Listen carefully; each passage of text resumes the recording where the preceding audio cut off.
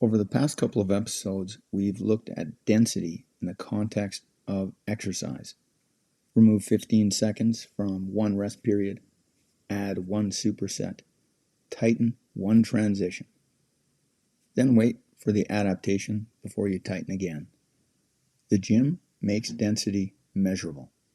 You can see the clock. You can measure the rest. Feel the difference from session to session. Today, we leave the stopwatch behind to notice where density is relevant in our daily lives. Hey there, it's me, Core, and you're listening to Exercising Consistency, from fitness to flourishing. Before we look at specific places, we need a working definition that fits outside the gym. In training, density is the ratio of work to rest. More work in less time. Shorter recovery between efforts. The same output compressed. Outside the gym, density is the same structure applied in a different context. It's the closeness of meaningful efforts across a day, regardless how hard those efforts are or how long they last. We're looking at how much dead space sits between them. There's a version of every day that is low density. The meaningful efforts are present, but they are separated by long transitions. You work for an hour, then drift for 30 minutes before the next hour begins. You have a focused conversation, then scroll for 20 minutes before the next conversation arrives. You complete a task, then wander through email for an hour before you decide what to do next. The efforts are real. The space between them is filler. And then there's the version where the space shrinks because you are recovering faster. The transition between efforts is deliberate rather than default. You finish one thing, recover briefly, and begin the next. The day does not feel frantic, it feels rhythmic. The efforts are closer together, and the closeness changes the experience of the day itself. The difference between these two versions is density, tighter space between efforts. Density in daily life is the rhythm of return. How quickly you can complete one meaningful thing and begin another without the gap filling with everything else. Let's look at this within the context of your work first, the rhythm of it. The workday itself. A high-density workday is not simply a busy workday. Being busy is activity without discrimination. Density is activity with shorter recovery. Two people can work for 8 hours. One performs 4 hours of meaningful output over the course of the day. The important tasks are separated by random bouts of email, chat, scrolling, and staring at a screen waiting for the next impulse. The other performs 4 hours of meaningful output separated by deliberate 5-minute transitions. Same output, same hours, different density. The second person's day felt shorter, more focused, more efficient. They didn't work harder. They tightened the space between the work that mattered. The rest of their day could then be directed to the less important, but still necessary tasks of their job. And those can be done knowing the priority has been handled. Deep work blocks. The person who works in focused blocks of 90 minutes, separated by genuine recovery, is practicing density. The person who works in the same blocks but allows the transition between blocks to expand into 30 minutes of email and 40 minutes of YouTube is practicing the opposite. The block is the same. The recovery between blocks is the variable. One person returns, the other drifts. Meetings. A day with 4 meetings is not inherently high density or low density. The density is determined by what happens between them. 4 meetings with focused work in the gaps is a dense day. 4 meetings with recovery periods that expand into the entire space between them is a sparse day. The meetings are identical. The use of the space between them is not. In each case, the quantity of work is the same. The arrangement of it, the closeness of meaningful effort to meaningful effort, is the variable density reveals. Density in training is about improving recovery speed, how quickly you can return to output after an effort. The same goal applies to attention. Return from interruption. You are working on something that requires focus. A notification arrives. You look at it. It's not urgent. You close it.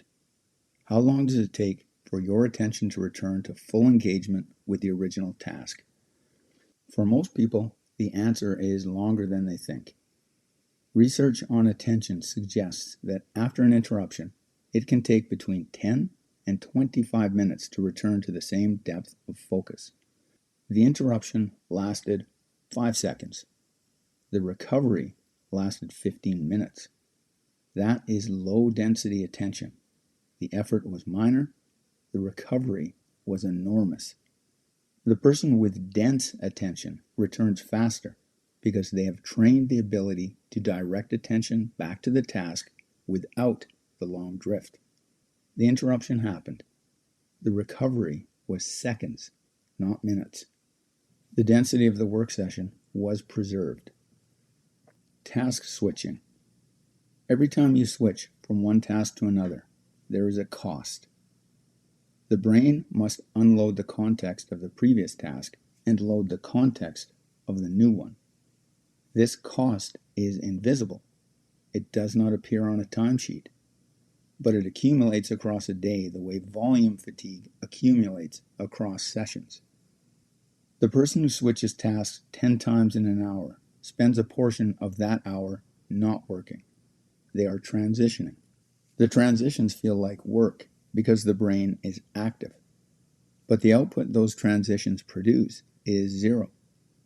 The density of the hour is lower because the space between efforts required effort in themselves. Recovery quality. Density in the gym depends on recovery quality. Short rest only works if the rest is rest. For example, nasal breathing, goal-oriented thoughts.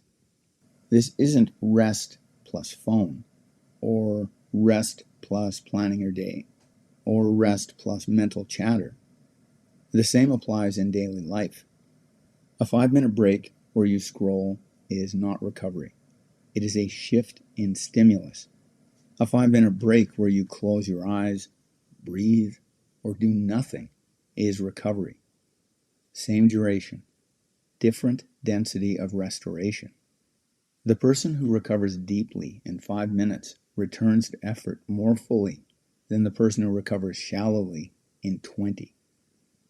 Density also appears in the architecture of a day, the rhythm. Morning density.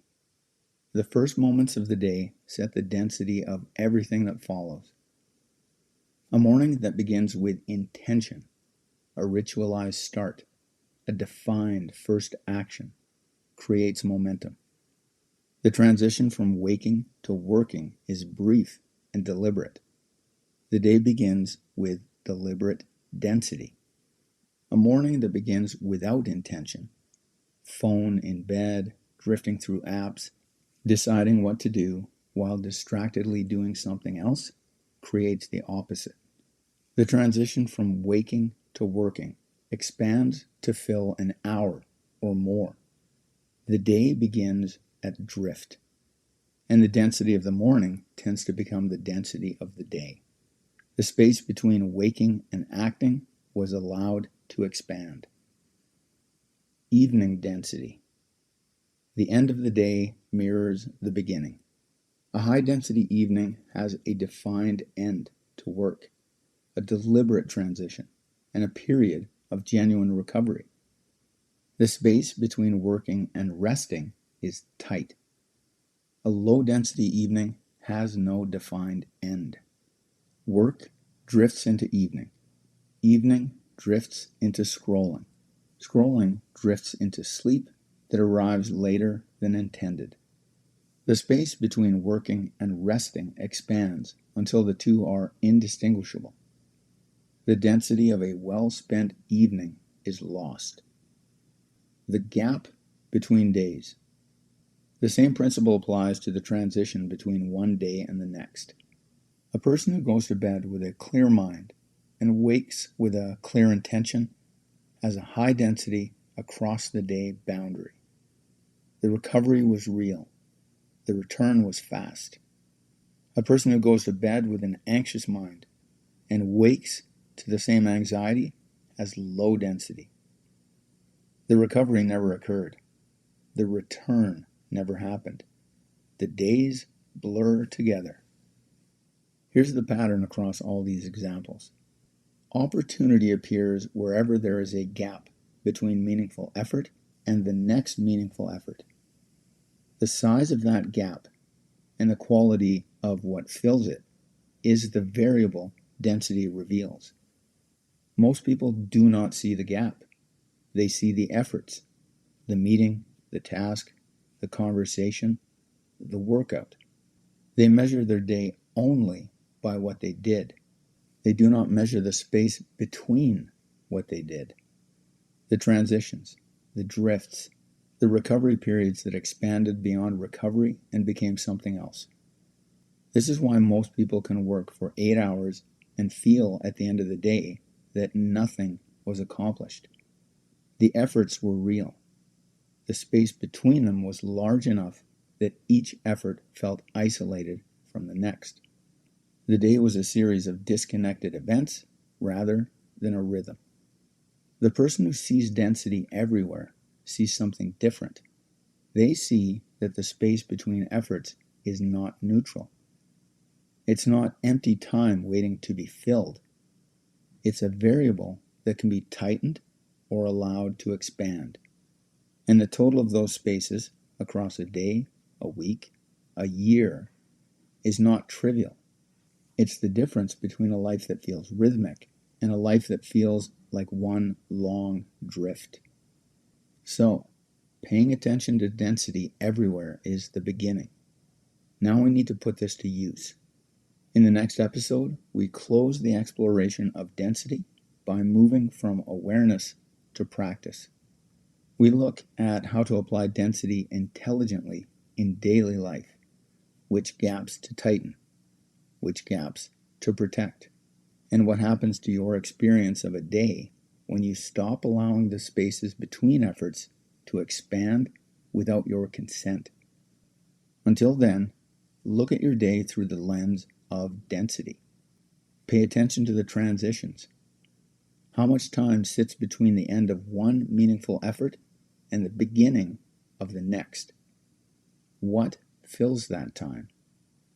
When you understand what's happening and what it means, you've put yourself in a position to recover faster in any circumstance.